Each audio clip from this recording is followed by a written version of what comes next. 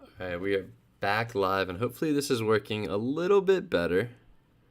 Gonna give it a second to kind of load for everyone else because I know there's typically a little bit of a delay when we do stuff like this. So let me know in the chat if you are back in and you could hear me, and hopefully it is working. But we're gonna hang tight and give everyone a chance to come in, and we'll see.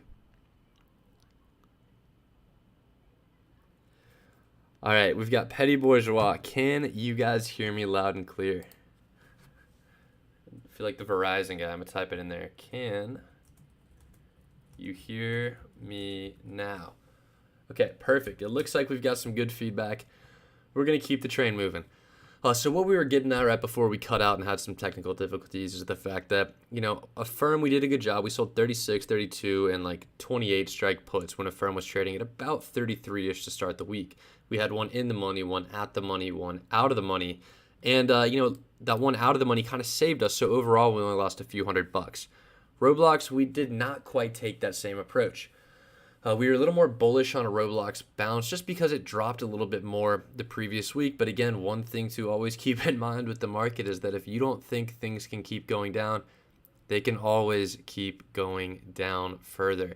And Roblox did. So we had one in the money and one kind of at the money. So we didn't really have an out of the money Roblox put until we eventually rolled these down to try to recoup a little bit of cash, which did save us a bit of money. But again, all in all, with the Roblox drop, we lost $3,600.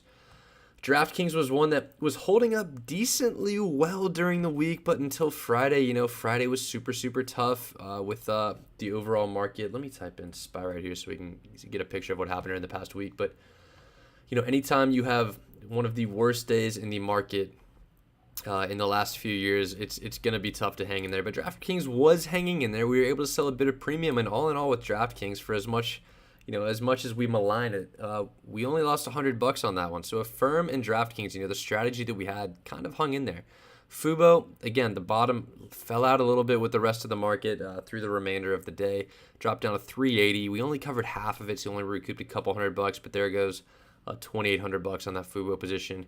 The SPX spreads were brutal. We ended up overall losing about $800, but we made $450 the week before, and what we have this next week is a position that'll make us $14.25, so that'll make that loss back and then some, provided the SPX stays above 40.50. So if we scroll back up here, we've got Netflix, which we cut ties with when it was trading at about 200, another $1,000 loss there. We have these June 170 puts, which I'm perfectly happy to keep trading, so I'm going to let those ride for a little bit. And it looks like the screen is frozen according to the comments. That is incredibly annoying. But hopefully, there's not a lot going on my screen on my end, so hopefully it kind of resolves itself and you can just listen to me talk about the trades that I had for the past week. Next up is Rite Aid, which was a continuation of one of our IV reversion trades, and we rolled that one down and out along with Bed Bath & Beyond. And I don't think I've updated these yet. No, I haven't. These have not been updated yet, the trade breakout tabs. So I'll update those and post those in the Discord server. But the idea is, I think with the Rite Aid trade, we had about a 24-cent overall credit. We ended up rolling down and out for a 24-cent debit, meaning that, we surrender the whole credit, so we can't make money overall in the trade. But we're looking at a trade where the stock went from 10 plus down to almost $6 a share. So anytime we could break even on that kind of like a 40% downward move in just a couple weeks, that's a win right there. Bed Bath & Beyond, very similar story. Went from 18 plus after good news down to about 13 and change by the end of the day on Friday. But that's when we rolled down. We were able to do so for, I don't remember if it was quite even money, but maybe a small debit, and we're able to recover that one potentially if it bounces back up for us. ALVR, CVM, biotech, IV reversion trades, we're going to let those ride till May. I think those we made a little bit of a mistake on, because if I could do those over again, I don't think I would open, IV reversion trades on biotech that is a month out. And again, one of those things where the IV reversion strategy has been very, very good to us so far this year, but keeping little notes about setups that don't go well for us, maybe potential opportunities that don't go well for us is, goes a long way in tweaking this and getting it to work as efficiently as possible in the long run. So if we keep going, Twitter, that was a really nice trade that we had right there. And from Twitter down, These are the trades, even though I forgot to mark this one new, that we added during the trading week. And I really want to pay attention to these here, because if you sum them up, we ended up making, $739 on them, despite a minus 3.3%, market, which means that, day to day, there's a lot of opportunity with the volatility that we see in the market, but it's important to get in, get out with some of these trades and take profits when we see them. Beyond Meat was a great IV reversion trade. We took home a couple $100 on that. T-Doc was a really interesting one. Post earnings, they had a really, really bad earnings where they dropped from like 50-ish down to 30. We were able to sell 25 strike puts for 27 cents, get out of those within the day for a 110 profit, and then T-Doc bounced back up to like 35, I think. So it just goes to show you that when some of these things sell off, cough, cough, I wish Netflix had done this, but when some of these things sell off, they're very prone to bounce right back and help us out a little bit. PayPal and Facebook were great for earnings trades. Robinhood as well. We were 3 for 3 on our earnings trades last week. So there's a little bit of silver lining, right? There's a lot of bad because the market was down 3.3% in a week, and I think that is maybe the worst performance so far this year in what's been a crazy bad year. Never mind, it went down 5.79% the third week of the year, but 3.3% down week on the S&P 500 is always going to be tough to combat.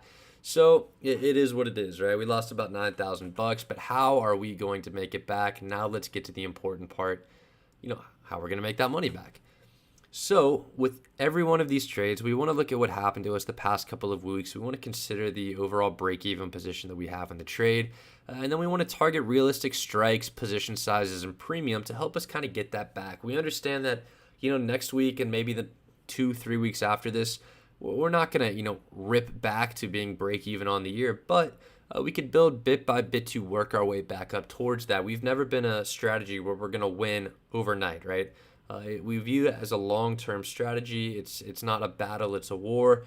And even though we're getting blown out a little bit in the first part of the year, we look back at that performance since inception. We've seen that we've been doing a good job overall. We've had a couple, rocky little stretches, but it's nothing we haven't seen before. However, I do think it is worth keeping in mind that we are seeing a little bit different of an environment from an investor perspective, right? We have a couple big events that are coming up this week. We have earnings for a couple of our stocks with Fubo and DraftKings, so we're definitely going to talk about those when we get down to those on the list. We also have a big event with the Fed as they are going to have the FOMC meeting where they decide the rate hike, I believe, on Wednesday afternoon. And because of that, the SPX spreads that we sold right here are going to expire on Tuesday afternoon, May the 3rd. So the idea is we get in and out of that position before the Fed has their meeting. And if the market keeps progressing downwards, we can simply, either roll those down, roll them out, see what we can do from there. But to go from where the market has gone to where it is right now is a pretty big drop, where we would anticipate a little bit of short-term relief. But again, if there's any lesson that 2022 and the back end of 2021 can and should teach you, it's that things can always get worse. So we want to be mindful of that as well. But our quote-unquote base return, how much money would we make if these stocks didn't move a single cent for the upcoming week? This is what it is. We have positioned ourselves to make back $5,500, a 4.06% return, and that is with no movement at all, right? If things go down, we've got that 55-ish cushion to protect us a little bit. But if things do bounce back up, and the market does tend to do this, right? We know that characteristics of a bear market are somewhat consistent red day after day after day, and I think that's the feeling a lot of us have gotten, right? It's super frustrating to open the account and see these stocks just make low after low after low after low. But the best thing that we could do is just kind of continue to chase them down and just keep lowering our break-even price, because one day the money will come back into the market. Is it tomorrow? Is it a year? Is it 2 years from now? I don't know the answer to that. But in the meantime, as long as you're not over-leveraged, view these as investments and can still effectively sell enough premium to lower your break-even price. In the long run, you're going to be okay. And, if that's the market completely tumbling down over the next 12 months and we break even 2 years from now, I'm okay with that because that is outperforming the market. But, we always want to be long-term bullish on the market. But just important to remember that in the bear market, the inflationary type environment, it's no longer buy the dip, it's sell the rip. And that's kind of what we did a little bit last week. when we had DraftKings uncovered, we had Palantir uncovered, and we had Fubo uncovered. Thursday was a really, really good day in the market, and we took that opportunity for a little bit of a bounce to sell some covered calls on the stocks that we were holding. So that's what we mean by sell the rip, right? You can do what we did with Fubo, right? Where Friday was a super, super bad day. So, surely we'll bounce a little bit, right? So that's what we hold out for, right? So if Fubo gets a bounce back up to 4, we could potentially sell some covered calls and get more premium than we would have gotten had we sold them last Friday. Excuse me. But let's go top to bottom on this list and what we could look at. And I think the first exercise I want to do is because we talk about that base return where we get $5,500 back. What I really like looking at is not just what happens if the stock market trades flat, but we know that in bear markets, there's some really, really big green days. And it's not like there aren't going to be any green weeks. There are definitely going to be green weeks. In fact, we've had 1, 2, 3, 4 big red weeks in a row. And when I say big, I mean 1.5 or 2% greater drops in the market in a row. So something has kind of got to give at this point. And if we do get that kind of bounce, we've positioned ourselves well to capture it, right? So if Palantir bounces back up to, and again, these bounces that I'm going to gauge are just going to be roughly bounces back to where they were trading at some point last week. So it's not like, oh, we need a stock to jump up 30% and make all-time highs. It's, no, we need a stock to go just back where it was last week, and this is what we're going to be looking at. So Palantir was all the way up to 12 last week, but I think that's maybe a little aggressive. So we'll say, okay, what if it bounces back up to 11.5? Carvana, we're going to leave that one unchanged because it's a longer-term cash secured put. But Affirm, we saw from the Affirm chart, if we pop over here and we type in AFRM, and I should have deleted the other stock we were showing first. So Affirm at the beginning of last week was trading around 32, and in fact on Friday morning it got above 32.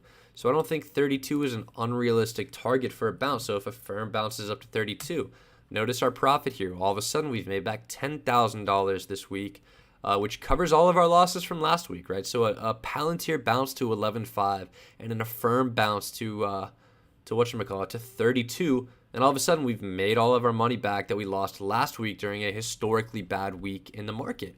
And that's how quickly and how resilient our strategy is and how quickly we could bounce back. But let's keep moving down the list.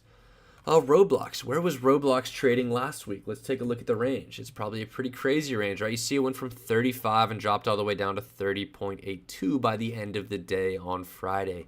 We could maybe say the bottom of this red candle on Tuesday. So how about, 32.5 or maybe 33 because it was above 33 on Friday. So let's say Roblox bounces back up to 33. All of a sudden, we've recouped $12,000. Fubo, we know that was trading in the low 4s. So if this gets back up to, even just 4.1, all of a sudden we've made back $13K. If Rite Aid just gets back to 6.5 that we sold those puts at, we've made all that money back right there. If Bed Bath & Beyond gets back up to 14.5-ish, we didn't even put in DraftKings. I accidentally skipped DraftKings, but DraftKings has earnings. If DraftKings bounces back to 15, all of a sudden, look how much money we've made back without even touching SoFi. We could say SoFi bounces back to 6.5. Oops, I hit page down instead of enter. Let's say BKKT bounces back up to 4. Again, in the scheme of things, these are relatively moderate bounces because they bounce back up to numbers that they were at midweek last week. It's not like we need these things to double. We just need some modest recoveries, and all of a sudden, the positions that we're in for next week have put ourselves, we've put ourselves in a position to recoup $18,000. And again, we lost 9K last week, so that'd make it back. We lost more than that the week before, but it's a start. It's about locking some of these profits in, finally capturing a little bit of a bounce. And if you pop back to our 2020 year-to-date summary, if we get that kind of a bounce, look where we are sitting compared to these indices. And now that would probably, necessitate a decent SPY bounce to maybe 420 or something like that. But again, look at the magnitude of our bounce as compared to the magnitude of the bounce in the market. We are going to outperform big time if the market keeps going up. But if the market keeps going down, we could be in for some more short-term pain. But we've tried to mitigate that a little bit, right? We knew that with Roblox last week, we were a little bit aggressive with what we sold, selling up at 40 and 35, but this week we've got that down at 31 and 35. Affirm, we were selling 28.5 last week. Affirm was 36, 32.5, 28.5. This week we're at 32, 31.5, 27.5. So a lot more conservative, right? Because we really want to put ourselves in a position, and our break even on Affirm this week is 27.1, right? Affirm could go all the way back down, 10% more to 27.1, and the sum of these is roughly break even. So we have a really, really solid position right there. Let me recopy all these back in so we could take a look at this with real prices. But again, with these Palantir, we sold a little bit of premium. It could drop down to 10.14. We have a 2.5% cushion right there. Carvana, we have a 34.4% cushion, but that one expires in in June, so we have a pretty big cushion right there. But again, Affirm, 5.57% cushion. Roblox, 2.77, 3.36 on DraftKings. But that's not to say that these things won't happen, but it is to say that we still have room for these things to go down and we'll still break even. So yes, if the market bounces as we outlined, we are going to make a lot of money next week. But again, if the market keeps going down, we have a little bit of a cushion to handle that. And that's kind of the approach I want to continue to take, because characteristics of bear markets, yes, there are really steady grinds downward that can make you feel like you are absolutely going insane. But one key characteristic of bear markets to remember is the fact that there are some very, very big green days in the market. In fact, some of the biggest green days in the market are during bear markets. And we saw some of the best one-day performances in the S&P 500 during the COVID crash. And that's just kind of how that market works. It's a very chaotic market to trade in. I'll be the first to tell you that if I were actively trading stocks, it would be very, very tough to manage some of these things. But with the strategy that we have in place, we could put these trades out there. We set everything up on Friday. I could sit back, not touch a single button in my brokerage account, and still make all this money that we've been talking about. The S&P 500 could swing way up, way down. All that matters to us is not so much movement intra-week. And, we have a little bit of cash on the sidelines that we could deploy if we see some good stuff intra-week. But all that matters to us is the number at the end of the week. So any volatility shouldn't shake us out of our positions. I think we're happy with where we've staked ourselves to. And we're in a decent position to catch a bounce, which is very, very important, because if we look at let's look at SPY, let's look at the S&P 500 on a 180-day basis. It is crazy the amount of volatility we've had to trade, and to kind of put things, SK saying snow and coin trades are missing. I've got my little note up here. I need to add those so we can make a little bit more money from those as well. But between Carvana, Coinbase, and Snow, I think those are definitely trades we'll talk about in just a second, because I love the idea when markets are getting crushed like this of entering into some long-term cash secured puts. So with the next couple days, and especially, with this SPX spread that we sold expiring on, when's it expiring? May the 3rd, with the 405 short leg, we want to keep in mind, where do we think we could potentially see a bounce? So we love to look at RSI because it's typically, again, a very good short-term indicator of price action. The last time that RSI got in the blue, we saw this little spike right here. Again, back in the blue over here.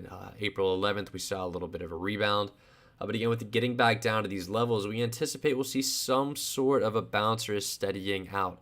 But again, the lows on the S&P 500 this year, ETF, SPY, are right at about 410, and those were made at the end of February. So, I think we at least get a little bit of support at that level. Could we break below it and move further down? Absolutely. I would not be surprised if we saw, S&P 500 go down to the 380 level right here. I think that's definitely something we need to have in mind. Because we saw the damage from 460 to 410. It was not fun, I can tell you that much. But the fact of the matter is we're down 25% year to date, and that was off some crazy big moves. And again, yes, the market has made this kind of a move, but the reason we've lost so much this year, and I'm kind of, quite frankly, shocked we're still at least in the ball game with some of these larger indices, is because the performance of the stocks that we've been in have been unbelievably bad. 141 to 30, right? We see the S&P 500 is down like 12% year to date. Roblox that we're in is down like 70% year to date.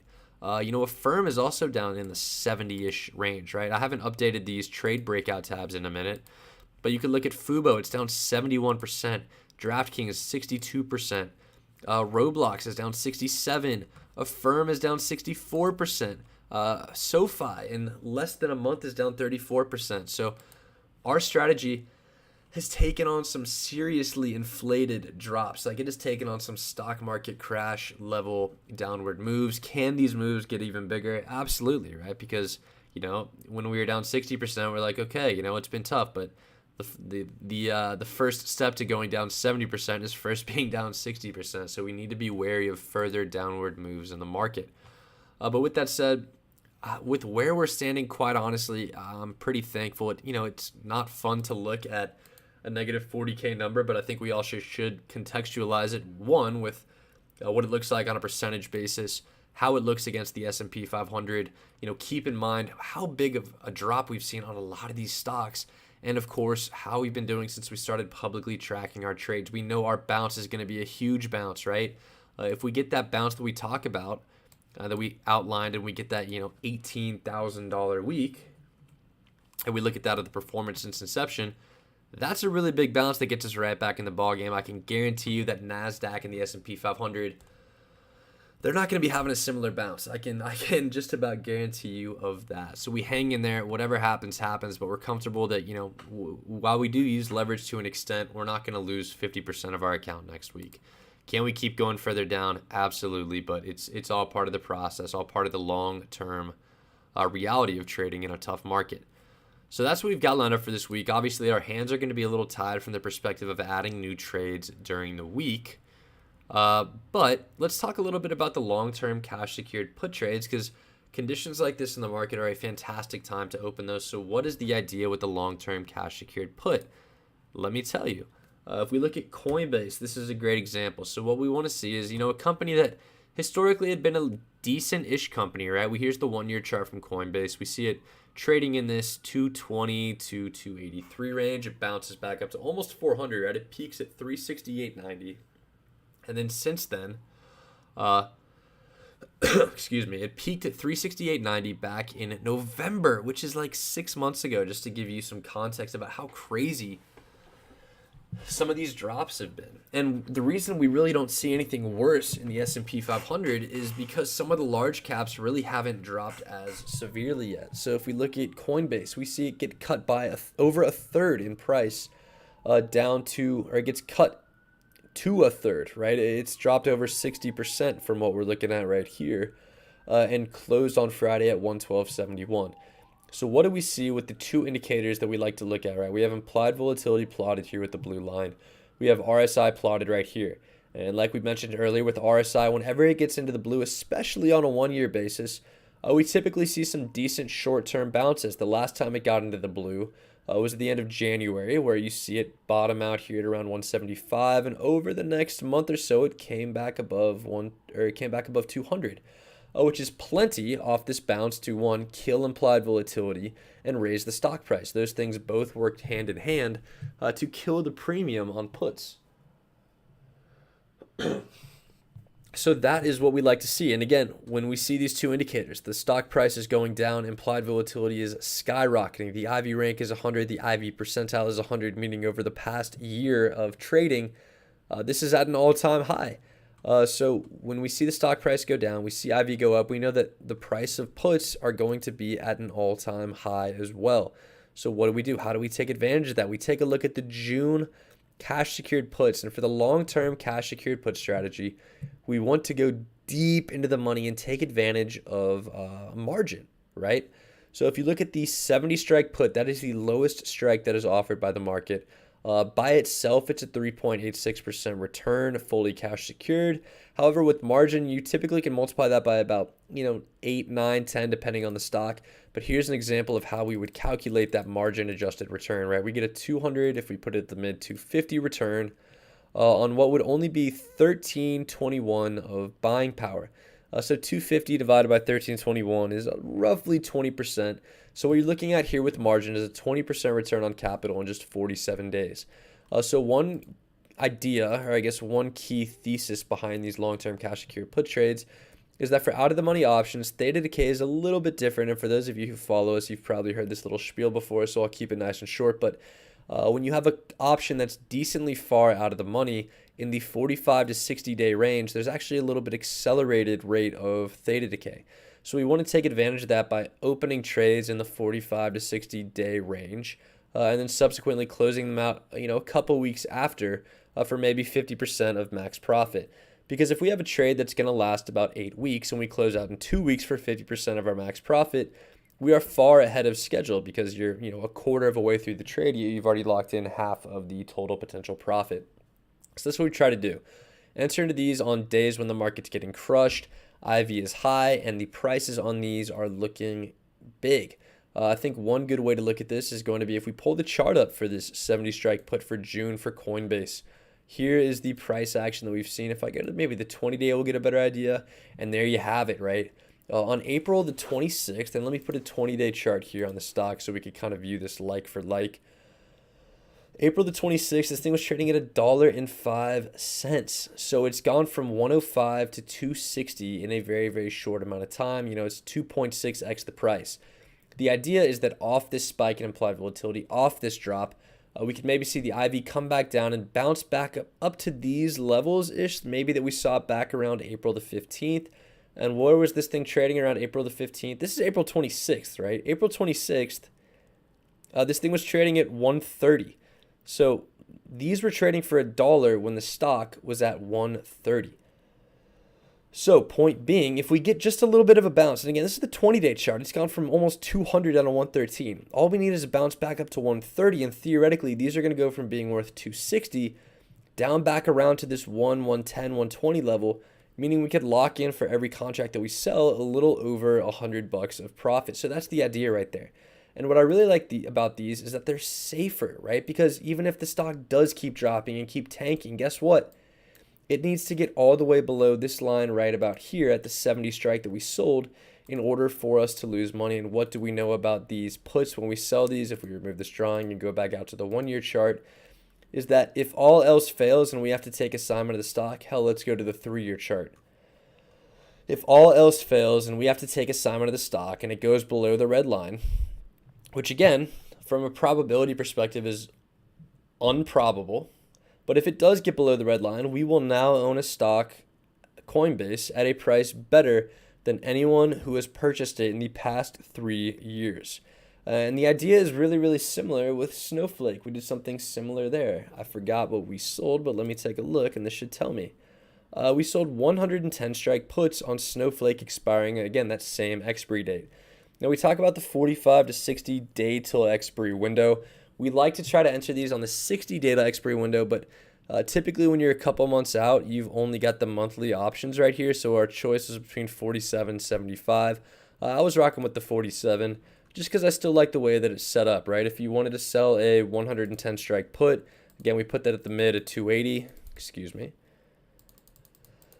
Put the contract down to 1, and you see that you would get $280 of profit off of $1,100 of buying power. A little bit better of a return than what we were seeing on Coinbase. But again, this comes out to be a roughly 25% return on your capital. And the way that you potentially could view this, if you said, okay, HT, I don't want to use margin.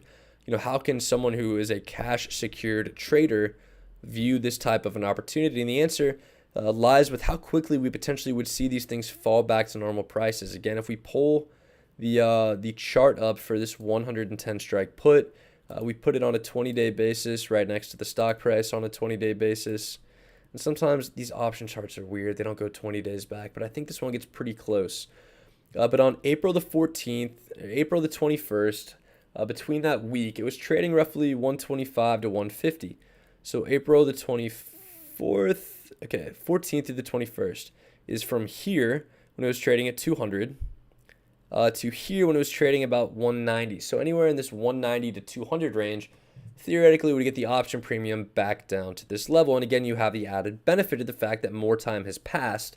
So, in theory, they should be worth even less. Now, the only thing pumping them up so much is this big increase we see in implied volatility. But with these typical IV reversion-ish ideas, not that this is like the textbook IV reversion trade that we put into play, but, in general, we expect on these long-term cash-secured puts that IV comes back down to a more normal level. But when this does get killed, presumably by a rebound in the stock price, this will come back down. So something that you could have sold at close on Friday for $270 a pop would theoretically come back down to this 150-ish, which again is 50% of your max profit. And if that happens over a 2-week period, you get 50% of 2.68%. So you're really looking at a 1.3% ROR over a 2-week period if you're able to accomplish that. So that's just under that 2% that you like, the 1% per week. But with the added benefit here that, again, these are 110 strike cash secured puts. If we blow this chart up a little bit and look at the stock, we are selling. I need to remove this line. Again, we have to zoom out even further. I can remove that one as well because I think we previously did this at like a 100 strike. But if you throw this line in here at 110, this is what we're looking at on Snowflake. And again, that's not to say that this can't happen, because as we have talked about earlier in the stream, and the one lesson that I cannot impart upon you guys enough as we trade in 2022 is the fact that things can always get worse. So while this does to the casual observer, or maybe someone who's just using common sense looking at a chart, you could say over the last 20 days, yeah, this thing's dropped 70, pretty big drop. If we go back to the last year chart, yeah, this thing's kind of been all over the place. But look, if it stays above this red line right here, we're in the clear. And if it doesn't, we've got this stock at a very, very advantageous price. I believe just a few days ago, they received, there you go, Wolf Research initiated Snowflake with an outperform and a $250 price target. And we would get that stock again at $110 a share. And at that point, it just becomes an investment, and that is how you would view it. So while it is very advantageous, and we would target a roughly 25% ROC if we entered into this trade on margin, if you are a cash secured put type trader, not a bad place to be either. And you might say, HT, if this is such a great opportunity, why don't you just, sell more than one contract at a time? And the answer is because we are learning from the mistakes that we've made along the way. We would totally agree with you that we think this is an awesome opportunity and a great setup for a trader.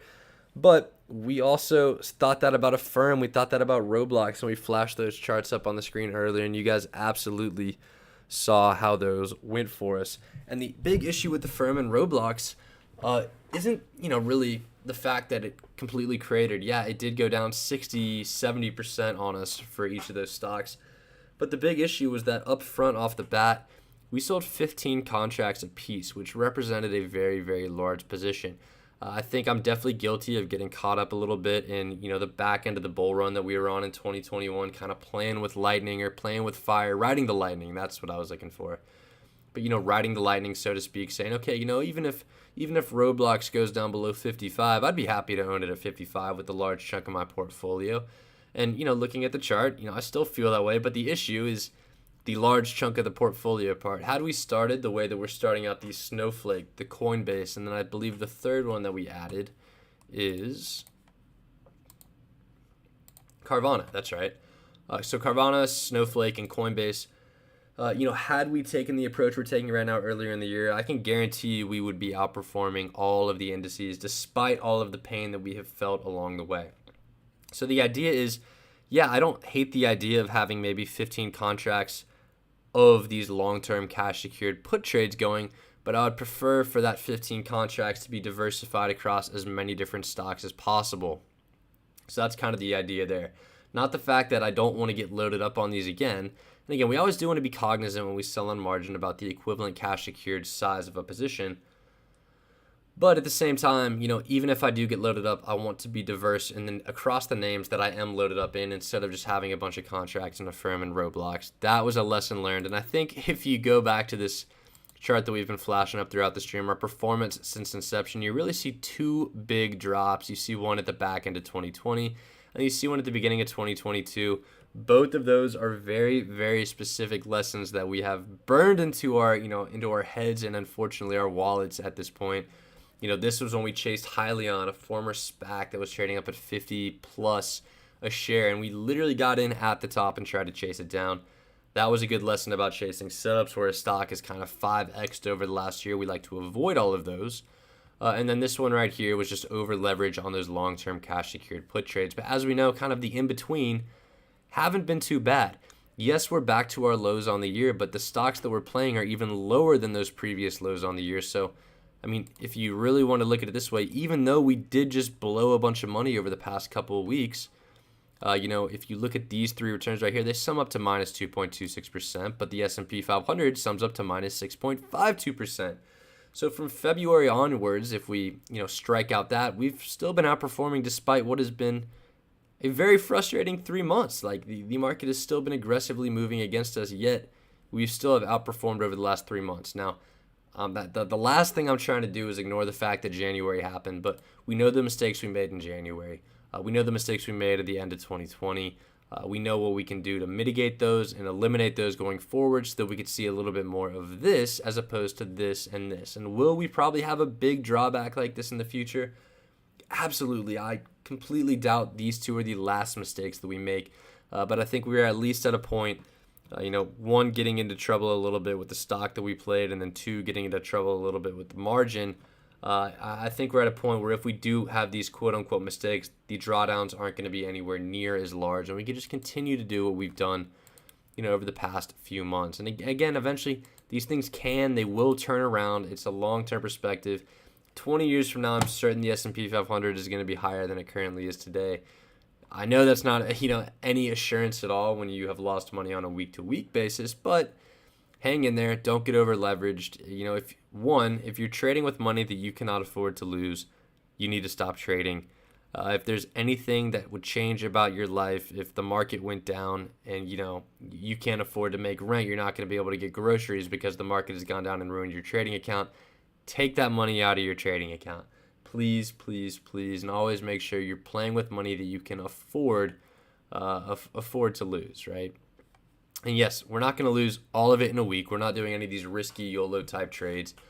What we're doing essentially in a way is just long-term type investing. We're moving our price targets around. We will continue to do that on a week-to-week basis, but just remembering some of those basic principles, making sure that you don't lose it all and get emotional and trade your way out of any potential recovery before the recovery happens. Great quote is that the market can stay irrational way longer than you could stay solvent. And I know a lot of us are united in our belief that the market has kind of been irrational over the last year or so, right? And if we look at the S&P 500 chart, let's bring SPY back up.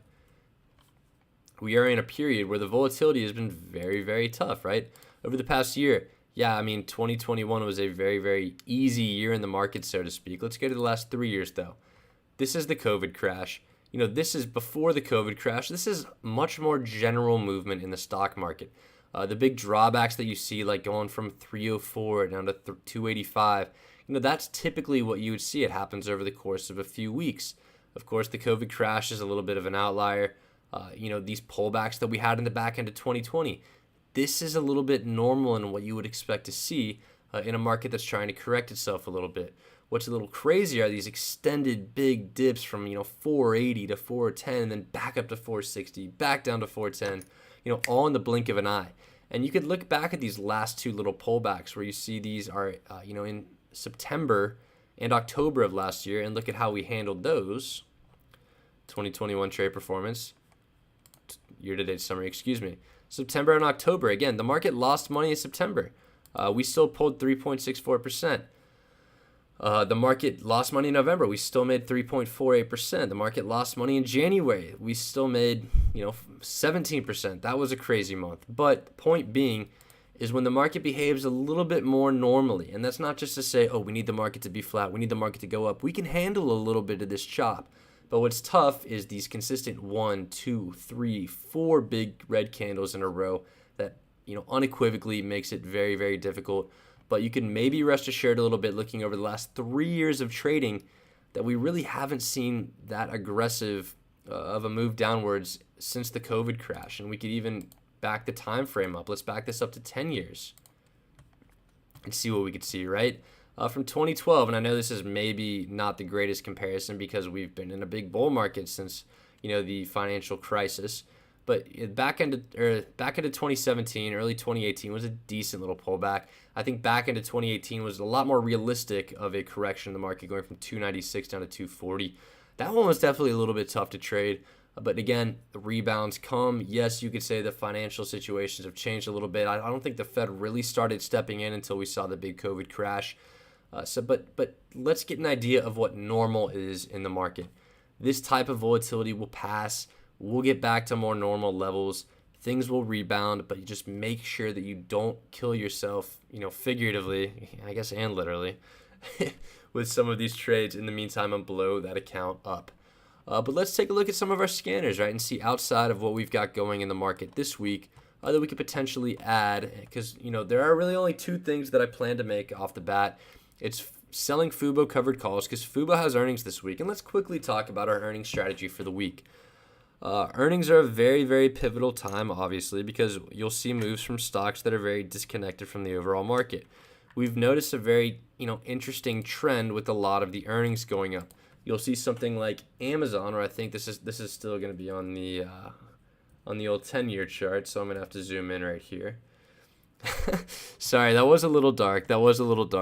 But sometimes you just start talking and words come out of your mouth. If we go to the 1-year chart, maybe on Amazon, right? Huge drop. Potentially a great buying opportunity. But what do we notice about Amazon? We've seen a pattern for a lot of these stocks where they've, fallen back down to pre-COVID peaks. Pre-COVID peak is around 2,100 for Amazon. If we get back to that level, I will be loading the boat with some Amazon, and hopefully maybe they've had a stock split. I might have to do it via bullish credit spreads, you name it, we will see. But Amazon has fallen down a ton on earnings. But you'll look at something like Facebook, where they jumped on earnings. A nice green candle right there on earnings, and it doesn't look as big because we're on the 3-year chart, but there you go, a big green candle. You look at something like PayPal. What do we see from PayPal? Decent. What is it? Okay, hold on. 20-day chart. There you go. Nice green candle and run up after earnings. Let's look at something like Pinterest. Big green candle after earnings. So then we pop back to Apple and we see a big red candle and big downward move after earnings. So what is the difference? We see Facebook, PayPal, Pinterest have good performances after earnings. We've seen Apple, we've seen Amazon have bad performances. And I think the clearest takeaway we can have from the earnings action that we've seen so far is that it just comes down to what it is exactly that these companies are selling, right? If you think about Amazon, you think about Apple. Yes, Amazon does have an AWS presence, but there's no doubt that they derive a lot of their profit from the sale of physical goods, as does Apple. And these are the companies that are starting to see, some of the detriments of the supply chain issues that we've had. China, Beijing, Shanghai, a place where a lot of these big corporations have these factories are going back into lockdowns and shutting back down. And you're getting guidance, which is, companies obviously report revenue, they report EBITDA, and yeah, there's analyst expectations. You could beat those expectations, but what's so important right now in such a forward-looking environment is the guidance that these companies are putting out week after week, earnings after earnings. And that guidance is going to heavily take into account some of those aforementioned factors. However, when you look at something like Pinterest, you look at something like PayPal, you look at something like Facebook, where do they get their money? Pinterest gets their money from advertisements. Facebook has a lot of, online presence. PayPal is an online, basically, payment service. They're not dealing in the sale of physical goods, so they haven't been nearly as impacted. And those 3 companies that we saw did pretty well, quite frankly. So I think if I could draw a line in the sand and say, these types of companies are having good earnings, these types of companies are having bad earnings, what is the market telling us?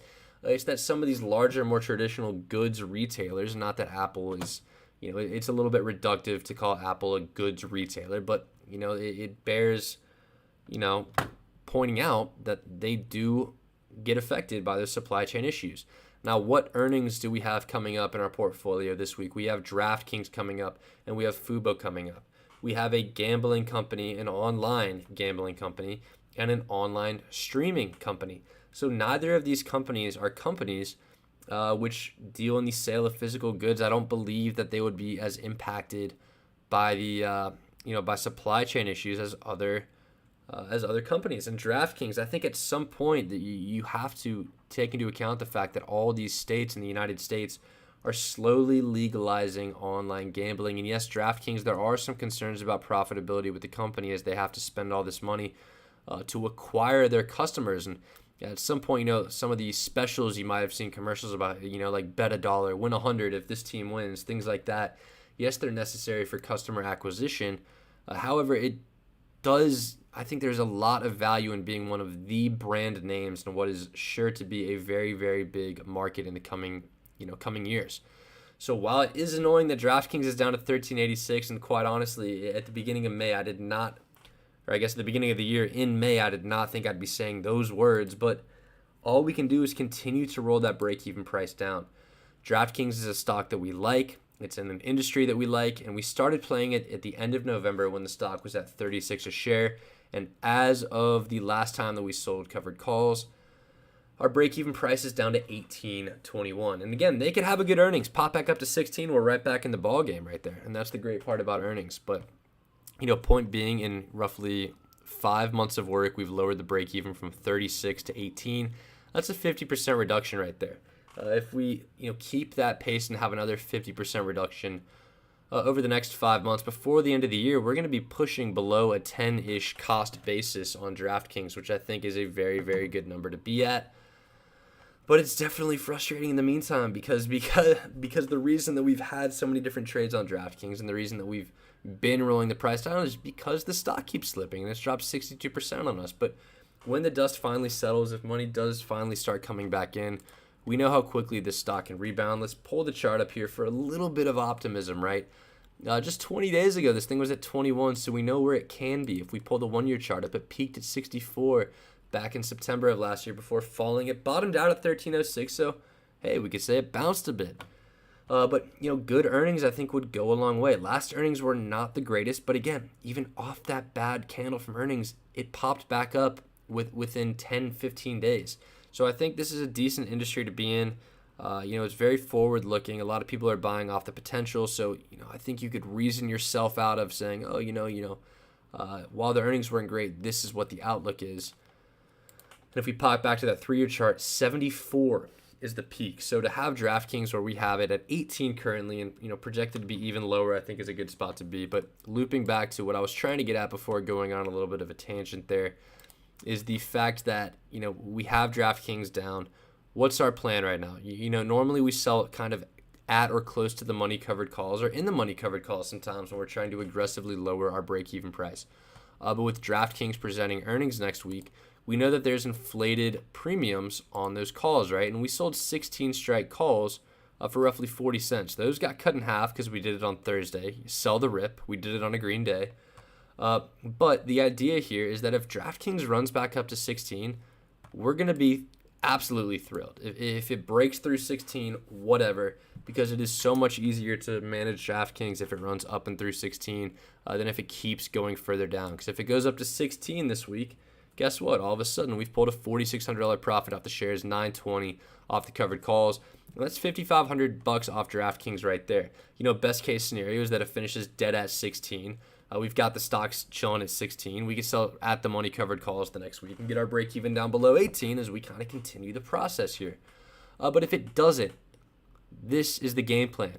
We are going to immediately close these out and start selling covered calls right back down near the money. Now, I believe their earnings are either Thursday or Friday. So we're going to have a very short timeline to, if they have bad earnings, close immediately, roll down for the nearest expiry, which is going to be either 1 or 2 days away. So we'll have a quick turnaround there. From there, the stock's either going to keep going down further, in which case we could probably roll the same strike, or it's going to rebound a bit, in which case we could roll the strike up and out, hopefully for a bit of a credit, and just keep the line moving. Fubo, I don't have these covered right now because, Fubo's a decently heavily shorted stock. And at some point, people who short the stock have to cover. And if Fubo jumps back up, we could see a big jump back up, right? I mean, I don't think we're getting back to 62. But these this is during COVID levels of 10-ish, I don't think are out of the picture. We have a 750 break even, which if you look over the last 180 days, not a bad place relatively to be. It's a bad place to be when the stock's at 387. I will give you that 100%. But I think if we do see some good earnings, we could definitely see a really nice candle. Last earnings you saw, I think they went down initially, but the candle right after went from 6.3 to 7.63. So over $1 movement right there. I'm hoping at least in the short term we could play it back up to the 5-ish level. I don't think that's an insane price target to try to get at. But if we do see a little bit of a squeeze, we've seen big candles historically off of Fubo. Unfortunately, we haven't seen a ton of big candles on in the last few months. But let's look at some of the runs we've seen. Right, from mid-March, it went from 608 back to 8. That's $2 a movement right there. 25% of stock movement. And if we saw a similar 25% move off of earnings for Fubo, that'd be right back up to the 5 level. I'd love to sell some 5-strike calls, but the issue, not a lot of premium at that level. And I definitely anticipate we could see a decently sized move if there are good earnings. If push comes to shove, this thing gets back up above 4. I'd love to target around 20 cents a premium for the 5 strike, but beggars can't really be choosers in this market. We might just have to take whatever premium we can get and accept that, hey, if it blows through 5 and goes up to 5 and we get 12 cents of premium and we sold 40 of these, our oh no, Fubu ran away is going to be okay. We made $5,300 back, which, covers what we lost last week. And, on a week to week basis, not too bad right there. So that's an idea of how quickly these earnings trades can, really turn around these trades that we've been in and, kind of change the whole situation that we're in. Like if DraftKings, always fun to play with the potential profit, right? But if DraftKings has a great earnings, goes up to 16, Fubo goes back up to 5, all of a sudden between those two trades, we've made $10,000. And that's before even saying, if a firm had that bounce back up to 32, if Roblox went to 33, if Palantir went back to 12, and we got all crazy with things like that. I mean, there is a lot of profit for us. I guess it can't go back up to 12. We sold 11.5 strike puts. But again, the point being, there's a lot of profit to be made, and we've set ourselves up to catch some nice bounces. And the great part about Fubo and DraftKings earnings being at the end of the week is that if DraftKings does go up to 16 and Fubo does go up to 5, and it does get near our covered call strike, that's going to create some really nice volatility that we could then use to sell calls for the week after that. And then we could presumably roll up a couple strikes, maybe get back to the 16 or 18 range. And obviously we're thinking a few steps ahead if I'm already talking about selling 17 or 18 calls when the stock is at 13.68. But it's kind of the way you got to think, the way you got to plan. You have to be ready for what happens if it goes up, what happens if it goes down. If it goes flat, we just keep doing what we've been doing, aggressively try to sell as much premium as we can on a week-to-week basis to help combat a rocky market. But big events next week, Fubo earnings, DraftKings earnings, FOMC meeting from the Fed on Wednesday where they're going to announce the rate hikes. I believe 50 basis points are pretty much priced in at this point. If we get a shock like 75 basis point raise, that could cause a little bit of uncertainty. But I do think we might see something similar to what we saw at the last FOMC meeting. When people were all afraid, they announced that they had rate hikes. They put the rate hike into effect. But once the market had a little bit more certainty surrounding those rate hikes, some money started to pour back in and we saw a decent little bounce. So just because the Fed's talking doesn't mean that inherently it's bad news. Just because we have a rate hike doesn't mean it's inherently bad news. S&P 500 has gone from 460 to 412. That, in a sense, is starting to price in the rate hikes. We can see from some statistics that rate hikes of 50 basis points at the next meeting are priced in. So if we get that, that's what we expected. If they forecast, a relatively flat, trying to get to, 175 basis points worth of hikes throughout 2022, and we have some certainty and guidance in that regard, we look pretty good. And a great point from Todd Miller is one thing in a bear market, definitely hard to sell premium if the stock takes 50 to 60%. Now, the one point that I will make about that is, you're definitely correct in that regard. However, bear markets are not market crashes necessarily, right? So it falls down, and you're not going to have like a 50, 60% drop in a bear market. What you're going to see in a bear market is kind of a steady, with volatility in between, but a grind downwards. What we've seen with Fubo, what we've seen with Roblox, Affirm, those aren't really bear market moves. They're really just kind of a huge shock to the price. It's really almost more of a crash in a sense that we had a lot of these stocks that were valued based on growth. The Fed announced, okay, we are making money to borrow more expensive. All these growth valuations are getting slashed and just crushing the value of these stocks. But we've seen a lot of damage. We know it's never a straight line to the bottom, although it definitely can seem that way sometimes. So we remain hopeful for a bounce. We stick to our strategy. And just because, we have decent proof long-term that our strategy is a winning one.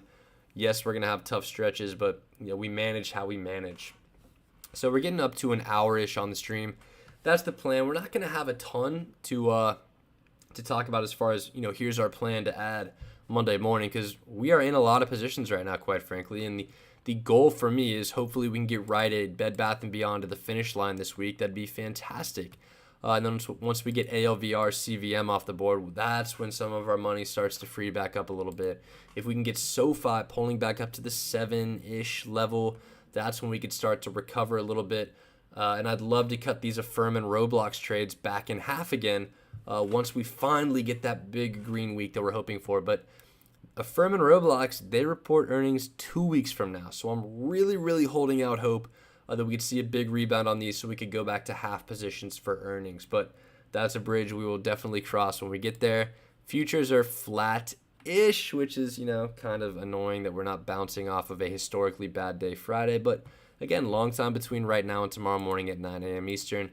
But that's kind of all we got for tonight. This is our plan. I think it's really important to say, okay, if you're here looking for what should I open this week, I think what we're in right now, just the stocks themselves are great places to be.